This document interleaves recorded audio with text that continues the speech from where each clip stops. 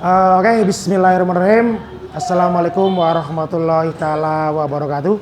Waalaikumsalam warahmatullahi wabarakatuh. Oke, alhamdulillah pada siang hari ini kita bisa berjumpa lagi dengan pelajaran di pelayanan kefarmasian. Ya, pelajaran di pelayanan kefarmasian yang nanti kita akan membahas mengenai administrasi farmasi. Oke, sebelumnya dicek dulu untuk teman kalian siapa yang tidak berangkat hari ini. Ada yang tidak berangkat? Ada. Oke, siapa namanya yang tidak berangkat? Yang tidak berangkat siapa? Triamita. Tian. Oh ya, Tian.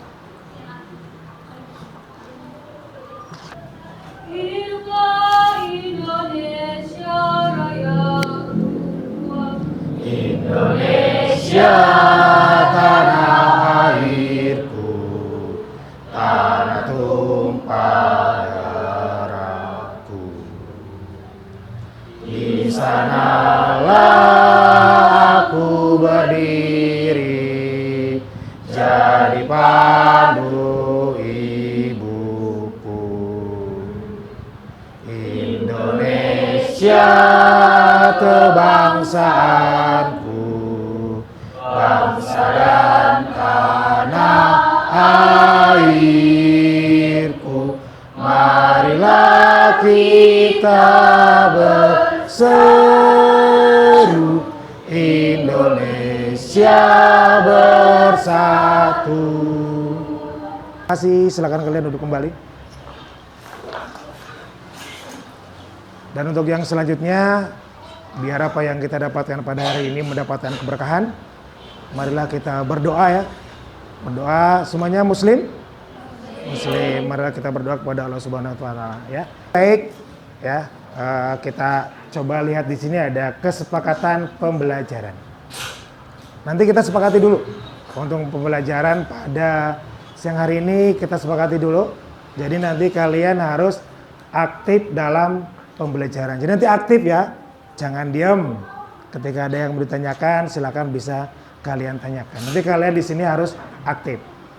Nah, di sini ada menanyakan hal-hal yang belum dipahami kepada guru. Kalau memang nanti ada yang belum paham, ya nanti kalian bisa langsung ditanyakan kepada guru. Ada menjaga kondusivitas kelas. Kelasnya dijaga biar kondusif. Ada lagi apa tambahan? Biar nanti dalam pembelajaran ini berjalan dengan lancar. Handphone, sementara kalau tidak disuruh menggunakan handphone, berarti disimpan dulu. Sepakat ya? Berarti sepakat nanti kita tidak ada yang menggunakan handphone kalau tidak dipergunakan. Nah, di sini tujuan pembelajarannya. Tujuan pembelajaran kita pada hari ini, kita akan memahami teknis pengisian berkas administrasi farmasi. Ya, di situ isinya ada mengenai kartu stok, ada juga mengenai buku defekta, ada juga mengenai surat pesanan, ada juga mengenai faktur, dan ada juga mengenai bukti penerimaan, penyerahan barang, dan teknik penyimpanan penataan obat. Ya, yang perlu kita ketahui bahwa materi kita yang sebelumnya adalah mengenai resep. Sebelumnya kita udah belajar mengenai resep, bagaimana administrasi tentang peresepan, bagaimana juga di minggu lalu kita telah belajar bagaimana kita cara meracik sebuah resep. Untuk sekarang kita akan masuk ke dalam memahami gimana administrasinya. Apa yang harus kita administrasikan. Kalau nanti kita kerja di apotek, kita kerja di rumah sakit, kita harus paham mengenai yang namanya administrasi farmasi. Karena administrasi farmasi ini adalah sangat penting dan ini masuk di dalam manajemen farmasi. Yang harus nanti kalian bisa mengerjakannya, kalian selaku tenaga teknis kefarmasian harus memahami ini semuanya. Maka dari itu, tujuan pembelajaran kita pada hari ini sekali lagi kita harus bisa mengisi dari kartu stok, buku defekta, surat pesanan, faktur, bukti penerimaan atau penyerahan barang, dan teknik penyimpanan atau penataan obat. Ini ngantuk semuanya? Ada yang ngantuk atau enggak? Biar kita masih ada yang kelihatan ngantuk, biar kita lebih seger ya. Coba kita semuanya berdiri dulu. Oke, semuanya untuk berdiri. Nah, biar gak ada yang ngantuk ya. Silakan. Yang di belakang masih kelihatan ngantuk. Coba agak sedikit merapat, berdekatan dengan temennya. Yang belakang agak maju. Yang belakang agak maju, yang belakang agak maju. Oke. Dipegang pundak temannya yang di depan. Nah, dipegang pundak temannya di depan ya. Dipijiti dulu sedikit sambil kalian berkata, "Semangat ya, Dek ya." Gitu ya. Semangat ya, Dek ya. Nah, terus sekarang dipukul-pukul pundaknya. Oke. Sambil berkata lagi, "Semangat ya, Dek ya." Oke, sekarang gantian balik kanan. Nah, kasihan yang ujung sana. Oke, pijitin lagi sambil disemangatin. Ya, semangat ya, Dek ya. Oke, dipukul-pukul pundaknya. Oke. Nah, sambil berkata lagi gimana? Semangat ya, Dek ya. Oke, terima kasih. Silakan kalian duduk kembali. Nah, biar kelihatan lebih fresh dan lebih semangat. Ya, oke. Ini ada kriteria ketercapaian tujuan pembelajaran. Yang pertama, nanti menjelaskan teknik pencatatan dan dokumentasi administrasi kefarmasian, mulai dari perencanaan sampai dengan penyimpanan. Ya, ini nanti kita harus bisa menjelaskan apa itu kartu stok, apa itu buku defekta, dan sampai ke penyimpanan. Setelah itu, kita juga harus bisa mencatatnya. Jangan cuma tahu kartu stok ini loh contohnya, namanya ini loh kartu stok untuk menulis barang masuk dan barang keluar. Tapi di sini kita tidak bisa melakukan pencatatan. Maka dari itu untuk kali ini nanti kriterianya kita harus bisa dari mulai menjelaskan sampai mencatat ya di administrasi farmasi.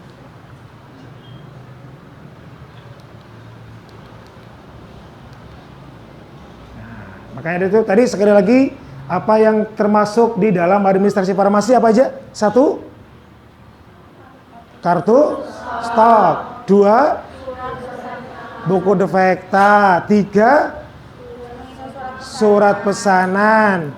4, faktur. 5, teknik penyimpanan. Ya, oke. Jadi nanti yang termasuk dalam administrasi farmasi, yang pertama, dari mulai buku defekta, kartu stok, surat pesanan, faktur, sampai ke penyimpanan barang nanti seperti apa. Bahkan nanti bisa diawali dengan bagaimana sistem perencanaan dan pengadaannya. Kita harus tahu gimana caranya kita merencanakan pengadaan obat. Nanti di situ kita harus tahu. Ya. Nah, kita masuk ke materi kartu stok. Siapa yang sudah pernah melihat kartu stok? Ada? Belum. Semalam dilihat kartu stok? Dilihat. Ada yang melihat, ada yang tidak. Ya. Tapi mudah-mudahan nanti setelah belajar ini nanti kita bisa tahu seperti apa sih yang namanya kartu stok. Nah, nanti kita coba diskusikan ya. Untuk materi ini nanti kita akan bagikan kelompok. Ya, sampai nanti SOP-nya gimana untuk faktur. Ya, dan nanti juga setelah faktur dicek semuanya, terima barangnya. Yang menandatangani faktur siapa? Yang menandatangani faktur siapa? Apoteker. Apotek gak bisa tanda tangan ya. Yang menandatangani itu adalah seorang apoteker. Apoteker itu kalau di apotek ada berapa? Ada apoteker penanggung jawab, ada apoteker pendamping. Apoteker pendamping boleh menandatangani faktur? Boleh apa tidak? Boleh, asal sudah ada surat kuasa dari apoteker penanggung jawab. Kalau sudah ada surat kuasa dari apoteker penanggung jawab, apoteker pendamping boleh menandatangani faktur. Ya. Nah, jadi nanti tinggal masuk ke proses penyimpanan. Ya, oke, untuk kita semuanya, kita akan bagi kelompok ya. Kita akan bagi kelompok. Nanti ada kelompok satu yang sebelah sini nanti sama Mas Asrof. Nanti yang sebelah sini sama Mbak siapa namanya? Silviana ya, Mbak Silviana. Terus Mbak Fasya, Priska, terus apa lagi? Maul, terus sama Mbak. Nah, itu nanti silakan satu kelompok ada yang 5, ada yang 4. Silakan untuk dibagi yang dekat aja sebelah sini. Oke, Mas Asrof mungkin silakan untuk tempat duduknya dikondisikan, dibuat sebuah kelompok, kalian melingkar. Nanti di situ kalian mulai membahas ya. Nah, ini untuk yang kartu stok, ini kan di sini isikan pada kartu stok ya untuk transaksi obat paracetamol. Berarti di sini ada transaksi. Kamu diisi dulu tanggalnya, ya diisi tanggalnya, nanti keterangannya gimana. Nah ini biasanya keterangannya boleh diisi oleh nama PBF juga ya untuk keterangannya ini. Ada nomor bednya, nanti tanggal ED-nya kamu tulis, masuk berapa. Nah nanti tinggal sisanya berapa. Nah nanti ketika ada yang selanjutnya ditulis misalkan tanggal yang sama, berarti tanggalnya sama. Obatnya dilihat nomor bednya, tanggal ED-nya, ini masuk, berarti sisanya itu adalah sisa ditambah masuk. Nanti tulis di sisa kolom yang kedua. Paham nggak? Nah nanti kalau misalkan ada barang yang keluar, ya kan kita jual tuh barang yang keluar, berarti nulisnya di mana? Di kolom keluar. Tulis di kolom keluar, nanti sisa dikurangi keluar, baru tulis sisa akhir berapa. Gitu. Itu untuk pengisian kartu stok. Ya.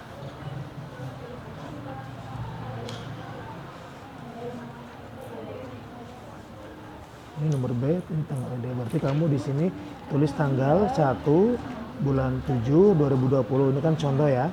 2020 nanti keterangannya di sini dari PT Cakrawala. Nomor bednya ini ada 108 456. Tanggal expirednya 31/7/2022. Masuk berapa? 100. Sisa keluarnya strip tulis sisa 100.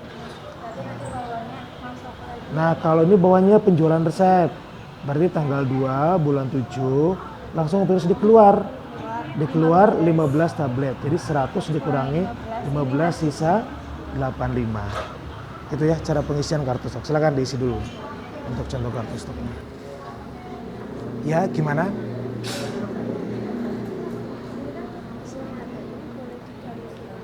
Gimana? Kan dicari pengertiannya. Terus kan ini udah ada pengertian. Iya, nanti tinggal kamu di sini aja, nggak apa-apa. Ya, nanti kamu bisa lihat di sini untuk pengertiannya. Gimana? Nanti tinggal ini kamu dibacain untuk apa namanya pengertiannya gitu kan. Ini berarti kebagian apa? Surat pesanan. Dan nanti ada contoh-contohnya, nanti saya kasih tunjukkan kamu untuk contoh surat pesanannya. Benar.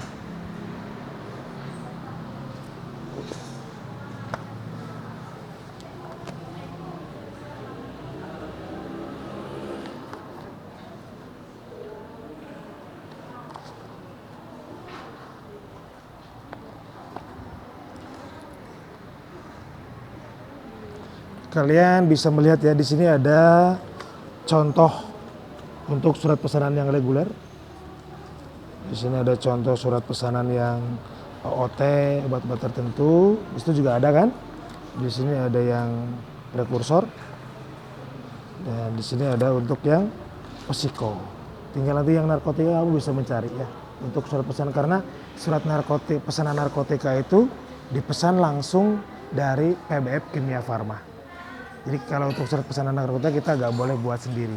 Kita harus pesan di PBF Kimia Farma. Ya. Nah ini ada contohnya kan? Ini ada contoh dari. Nah nanti tinggal kamu cari tuh perbedaan antara surat pesanan psikotropika dengan narkotika. Dalam penulisannya perbedaannya seperti apa? Itu bisa nanti kalian cari. Ya. Di sini barangkali ada. Coba kalian bisa dibaca lagi, dilihat. Barangkali ada nanti perbedaan antara surat pesanan psikotropika dan surat pesanan narkotika. Iya tadi gimana?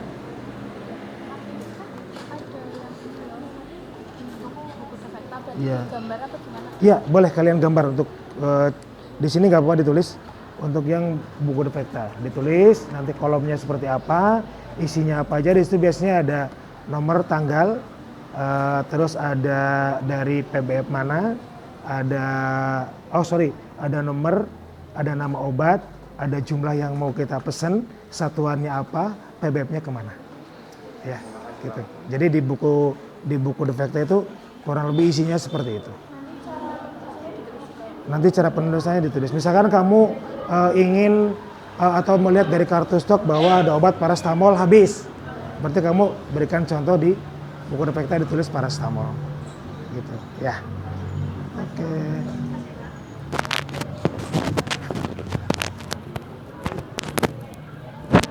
Silakan untuk ini kelompok 3, 4.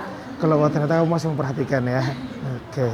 Kelompok 4. Tadi kelompok 4 membuat faktur. Saya ada contoh faktur, bisa kalian lihat contoh faktur saya, nanti bisa kalian samakan ya. Silakan di depan untuk tim kelompok perencanaan pengadaan.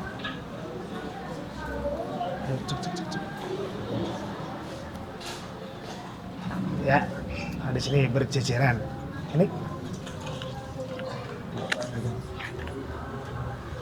Silakan untuk ini kalian bisa perhatikan ya, karena runtutnya adalah dari perencanaan pengadaan. Silakan. Assalamualaikum warahmatullahi wabarakatuh. Waalaikumsalam warahmatullahi wabarakatuh. Perkenalkan, kami dari kelompok perencanaan dan pengadaan pada administrasi. Mic-nya lebih dekat. Perkenalkan, saya Zikrina Silvina Tunisa. Saya Revani Azilia. Saya Sira Satira Kitban. Saya Nadira Selva Al-Fadha. Di sini kami akan menjelaskan tentang perencanaan kebutuhan dan pengadaan. Perencanaan kebutuhan merupakan kegiatan untuk menentukan jumlah dan periode pengadaan perbekalan sesuai dengan hasil kegiatan pemilihan untuk menjamin terpenuhinya kriteria tepat jenis, tepat jumlah, tepat waktu, dan efisien. Pengadaan merupakan kegiatan yang dimaksudkan untuk merealisasikan perencanaan kebutuhan. Pengadaan yang efektif harus menjamin ketersediaan jumlah dan waktu yang tepat dengan harga terjangkau dan sesuai standar mutu.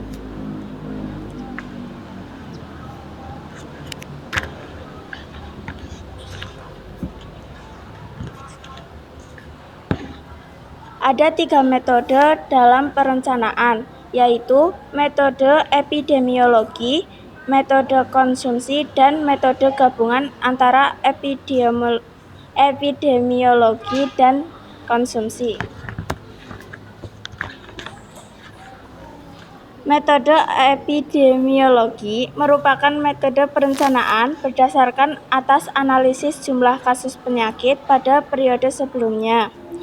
Metode konsumsi merupakan metode perencanaan berdasarkan atas analisis konsumsi logistik periode sebelumnya atau dari data yang sudah ada pada kartu stok sebelumnya.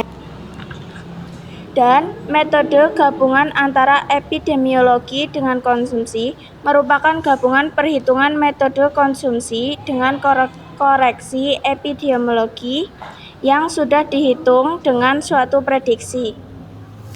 Ya, tinggal dijelasin aja nggak? Ini berarti salah satu contoh. Sudah?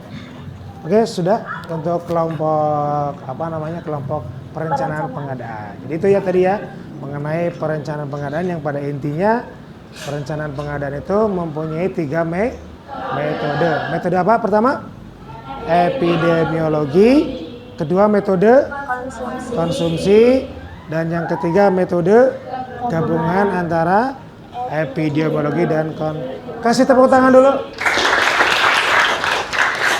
Dikasih apa? Dikasih W, kasih O, kasih W. Wow, keren. Wow, keren. Wow, keren. Wow, keren. Silakan untuk kelompok perencanaan pengadaan bisa kembali. Dilanjutkan dengan kelompok yang selanjutnya, yaitu kelompok buku defekta, ya. Karena setelah kita melakukan perencanaan pengadaan, di sini kita harus melakukan pencatatan terhadap buku defekta. Silakan untuk kelompok 1 ya. Kelompok 1 yaitu kelompok buku defekta.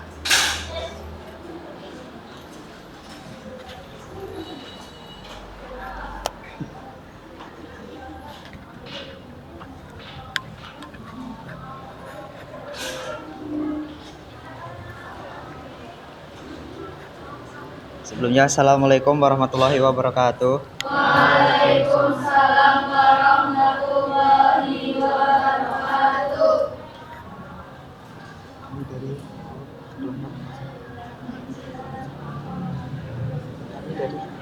Ya, silakan.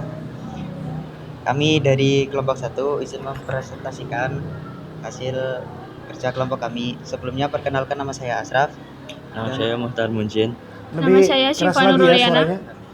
Saya Sela Nur Avanti. Saya Nisa Jenova. Langsung aja ya. Buku defekta adalah buku yang berisi daftar catatan stok Yang obat, dekat bahan lagi, obat. yang lebih keras. Nah, Buku defekta adalah buku yang berisi daftar catatan stok obat, bahan obat, alat kesehatan, dan bahan medis habis pakai yang sudah atau Yang habis di belakang akan bisa habis. sambil Buku ini mendengarkan. berfungsi untuk mengecek obat dan stok obat, menghindari kelupaan pemesanan kembali obat, membantu dalam pengadaan obat yang dibutuhkan.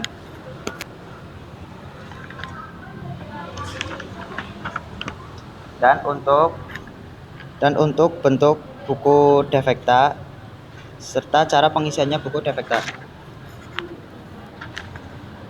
Yang pertama ada nomor, tanggal, nama obat, sisa, satuan, jumlah yang akan dipesan, satuan, dan nama PBF. Contohnya yaitu tanggal 20 September 2024. Contoh obat itu paracetamol, sisa 0, satuan tablet. Jumlah yang akan dipesan contohnya 2, satuan box. Nama PT Sejahtera Farma. Sudah. Sekian dari presentasi kami. Bila ada kesalahan, mohon maaf. Wassalamualaikum warahmatullahi wabarakatuh. Waalaikumsalam. Waalaikumsalam warahmatullahi wabarakatuh. Obat yang cepat penjualannya. Kalau yang slow movingnya, obat yang lambat penjualannya. Jadi itulah termasuk, karena kalau kita mau melakukan pengadaan, kita mau melakukan perencanaan pengadaan obat, kita harus dilihat dulu apakah itu adalah termasuk ke dalam slow moving atau ke dalam fast moving. Saya kasih contoh, misal dalam di apotek ya, atau misalkan di apotek ada 2 contoh obat nih. Yang satu termasuk misalkan paracetamol, itu masuk ke dalam fast moving. Sisanya tinggal 2 box dan dalam seminggu habis. Tapi ada 1 Captropil, sisa 1 box, sudah 3 bulan belum ada yang beli. Kira-kira yang mau kau, dan untuk yang paracetamol itu datangnya 1 minggu kemudian. Ketika pesan hari ini, minggu depan baru datang. Berarti kira-kira menurut kalian yang mana yang dipesan? Yang paracetamol apa yang Captropilnya? Paracetamol. Karena apa? Jarak tunggunya 1 minggu itu adalah 2 box. Sehingga kalau pesan sekarang, 1 minggu yang datang baru akan datang barangnya. Dan 2 box itu habis dalam 1 minggu. Tapi untuk yang Captropil, ini udah 1, 2, 3 bulan aja belum laku. sehingga itu masuk ke dalam slow moving. Berarti jangan diorder dulu walaupun jumlahnya tinggal satu box. Nah, itu jadi yang membedakan antara fast moving dan slow moving. Jelas ya? Jadi perbedaan antara fast moving dan slow moving yang nanti di situ jelas akan masuk ke dalam perencanaan pengadaan. Yang nanti harus dipesan melalui ditulis di buku defekta, masuk ke dalam surat pesanan. Nah, di sini saya akan menambahkan sedikit untuk yang surat pesanan.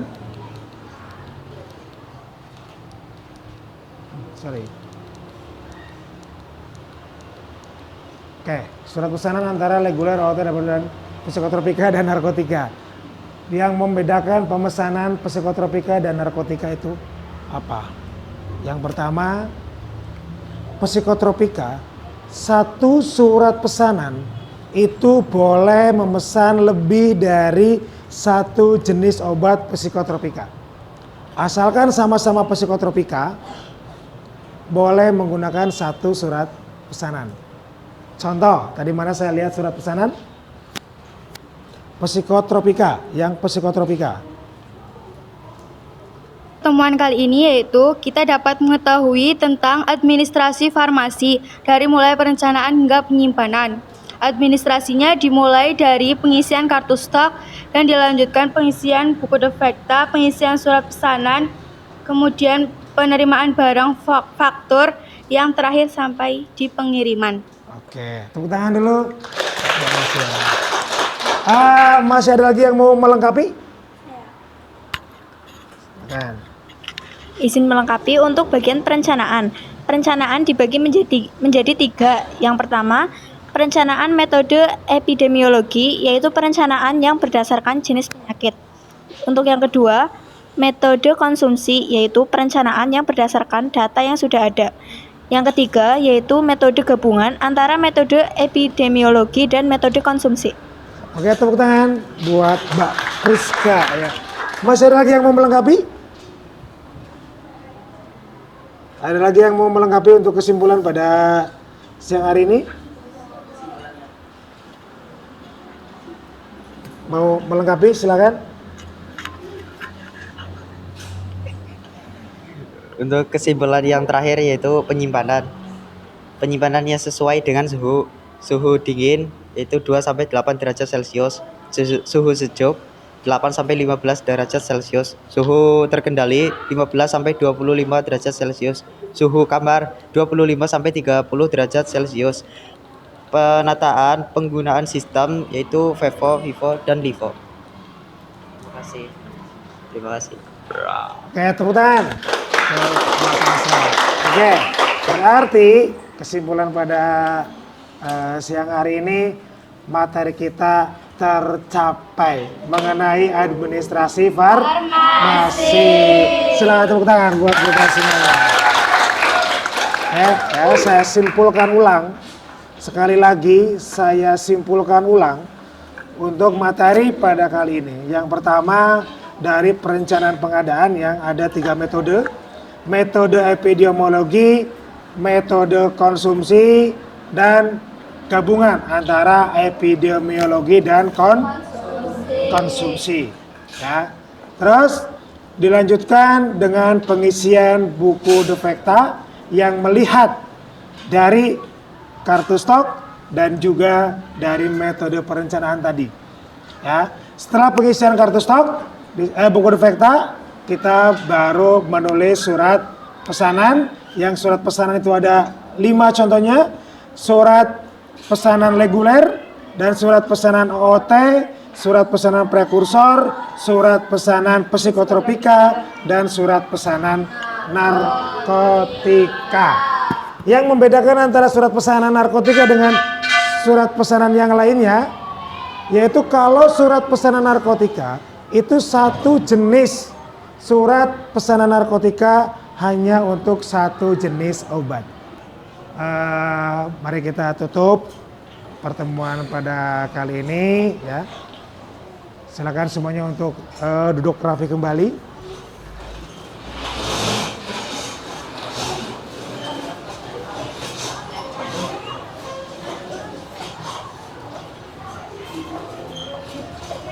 Oke. Untuk pertemuan kali ini yang pertama saya mengucapkan terima kasih dan juga saya mohon maaf apabila ada salah kata yang tidak berkenan di hati adik-adik semua. Jadi sekali lagi saya mohon maaf yang sebesar-besarnya dan mudah-mudahan apa yang saya sampaikan hari ini bisa bermanfaat buat kalian semuanya. Terima kasih. Akhir kata, Assalamualaikum warahmatullahi wabarakatuh. Waalaikumsalam warahmatullahi wabarakatuh. Terima kasih Pak William. Oke, sama-sama sampai ketemu di pertemuan berikutnya.